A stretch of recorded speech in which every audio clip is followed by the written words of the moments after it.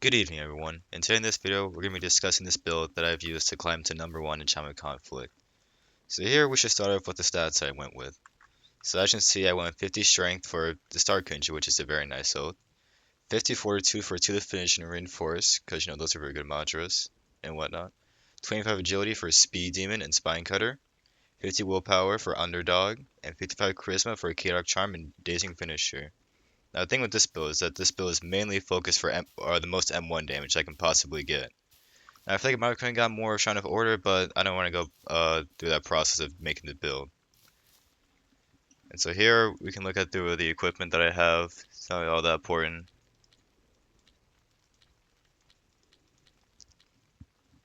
And the talents. I'm going to be going over the important talents I really need for this build to get the most M1 damage possible. So we're going to start here with Wyvern's Claw, which is really nice pair of Celestial Assault. It knocks you up into the air. Condition Runner, Runaways, Silly Star Kindred, and the Wings. The dash is actually so busted for this oath, it's insane. A base of Expert and Swift Rebalance, so you can get Speed Boost, which can spark Speed Demon. Champion to Gallia, heavily slept on, I feel. It's really good for breaking posture easily. Underdog, if my opponent has more health than me, more M1 damage. Dazing Finisher, really good talent, can help put a lot of pressure on. Harsh Response, good for posture. The classic Reinforced talents, nice for getting health back. A concussion isn't really needed on this. I might go reroll this sooner or later. Spine Cutter can do huge damage if procced.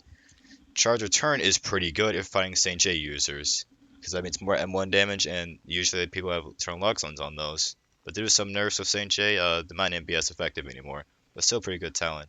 Exoskeleton, of course, kind of neat on every build. To finish, if I'm low, I will start taking less damage and pair with Chaotic Charm. I will also take way more less damage. Neuroplasticity, always nice to have. It can help both ether cost when some monsters you need to modify. Peripheral vision, it's kind of nice to have. I don't notice it too much, but it's great for chasing someone. Observation, safety dance, help dodge easier. There's claws, can help penetrate the armor easily. What else do we got here? Bulldozer is kind of nice if you fail to daze or charm your opponent somehow. Golden Tongue is nice to have to gain ether mid combat. Speed Demon for when you have a speed boost, do more damage. You can be constant getting speed boost with Glare here. We'll talk about that later on. Showstopper is nice if paired with Ascension, because if you M1 them and they get dazed from dodging, you can use Ascension, they can't do anything. Return Dark Gauges since it's an M1 based build and mantras aren't really that big of a deal. And here with the gems I got on some mantras, I got Wind Gem on Ascension to help get there faster when I knock them down. Wind Gem on Celestial Assault for when I hit them up in the air, I get Speed Demon proc and Wyvern's Claw, along with Tough Love and all that. Exhaustion Strike to help pass on posture to them. Master Flourish, I don't really explain this, really good mantra. Strong Left, Bless Gem to spam that a lot more. Strong Leap, Blue Gem obviously. Taunt, Blue Gem to help with more damage as well. Glare, Wind Gem, proc Speed Demon. Reinforce. I actually don't have a gem on this for some reason. There we go. Alright, for the mantras here, Celestial Assault. Really good mantra, really good for mix-ups. It comes out really fast, and you can feint the second hit and make them fail a parry and hit them twice in the air. Glare, proc with Wind Gem, Speed Boost, Tough Love, Speed Demon, Taunt, more M1 damage, they can't jump. Yep, Ascension, like I said earlier, pair of Showstopper, they can't dodge, and it's a free easy hit. And Reinforce, like, for health really. I only know it's for M1 damage though.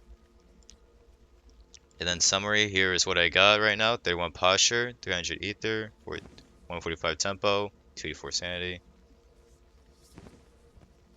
I might notice I have a lack of physical, I guess. Physical isn't really that needed, I feel. Since you can just go for like pen build, stuff like that and counter them. And yeah, I don't know what else to show. I basically showed everything here with this build. Oh yeah, the traits. 4 vitality, 2 erudition, 6 proficiency for the most M1 damage I can possibly get.